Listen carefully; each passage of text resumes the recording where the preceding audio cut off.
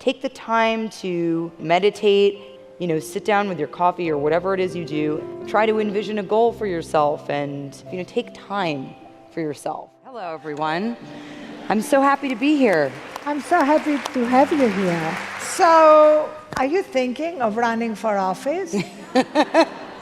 Oh, I don't know. I think, like I said, I've always been interested in local politics. I think that's where you make the most effective changes in your community. And, I don't know. I would never rule anything out, but I have a very full life right now. And I think that, with a very young daughter and, I have a lot that I want to do still with my career. I can't imagine that would be a possibility for a long time. But, New York mayor, wouldn't that be great? Local politics. It'd be great. I would like to see more affordable housing in New York City, and I'd like to see a greener city.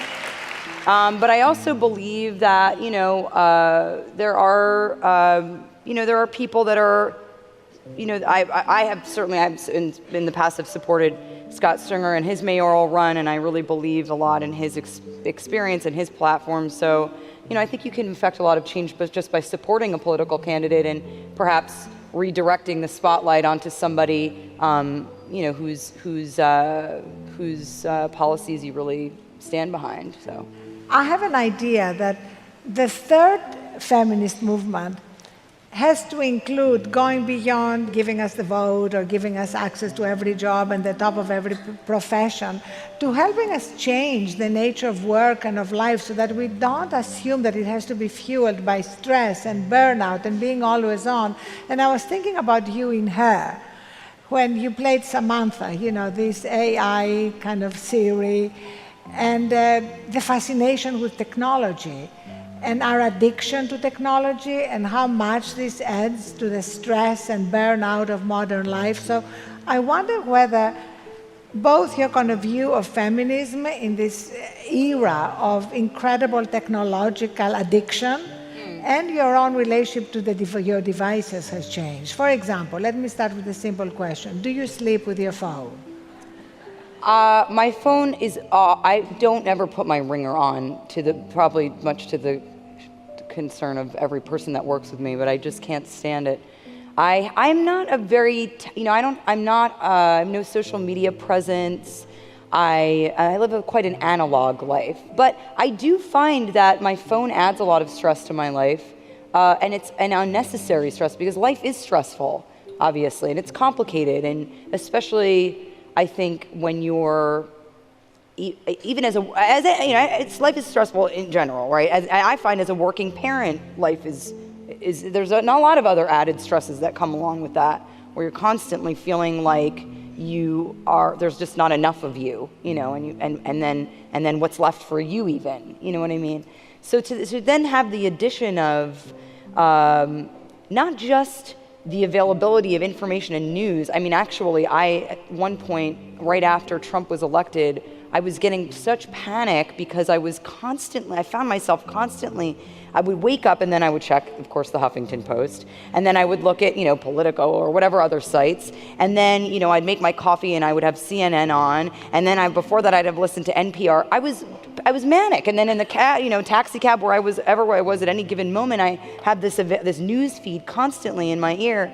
That plus work being constantly available for work, or constantly, or being able to go down a rabbit hole and look at a comment board, and it's so much. It's just too much. It's too much. I think if we, there is a responsible way, I think, to live our lives with technology, where we also take care of ourselves, take care of our mental state, give ourselves time and space to be clear in our mind, so that we can focus on our own empowerment and focus on our own goals, how we want to get there. Take the time to, meditate. Take the time to, sit down with your coffee or whatever it is you do, and not be staring at your thing and not be just absorbing all of this constant information, but actually strategize with yourself. Try to envision a goal for yourself, and try to try to think about what kind of active choices you're making in your life. You know, take time for yourself. I think that helps. That is empowering. Right now, women need to lead the way into changing our relationship with stress and technology, because it's really driving everybody manic. Yeah, I think it's. I try to stop myself from. I go. Wait. Do I need to be doing this right now? Yes. I don't. I do not need to be, like going down the rabbit hole of, what the first production of Glass Menagerie was. Like, that's okay. I can put that away for a minute. I can just put it away. And how has your life changed since you became a mother, which is now 2.5 years? Yes, it's 2.5 years, and it is so profound, the change. I can't even begin to summarize it.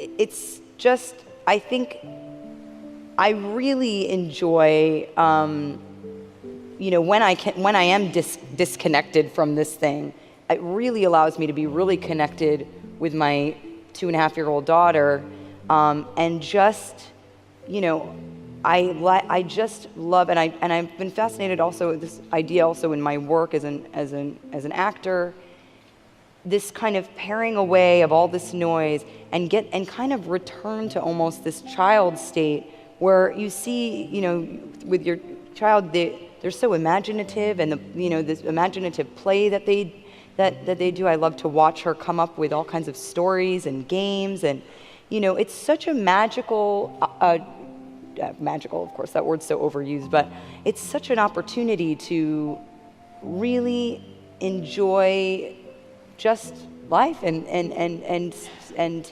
the simple things that are that connect us to one another. This human experience that we share. It's so wonderful to be able to have this tiny person to interact with and share that part of life with. It's been amazing. And what can I say? This tiny bilingual person, Rose speaks English and French, forcing her mother to learn French. She is, I know, and she doesn't like it when I speak French for some reason. I don't know why. She'll go, no French, Daddy talks that. I'm like, you are a bossy kid? D'accord, I wonder where no she French, took that from. I wonder where she took the bossy part from. Remember, Sheryl Sandberg. Don't ask her father that. We shouldn't call our daughters bossy. We should say that they have leadership abilities. Yes. So, Scarlett, I do wish you had more time, but I just want to thank you so much for being not just a brilliant, amazing, and indeed magical actor, but for being such a wise woman, sharing your wisdom with us. Thank you so much. Thank you so much. It's been a pleasure.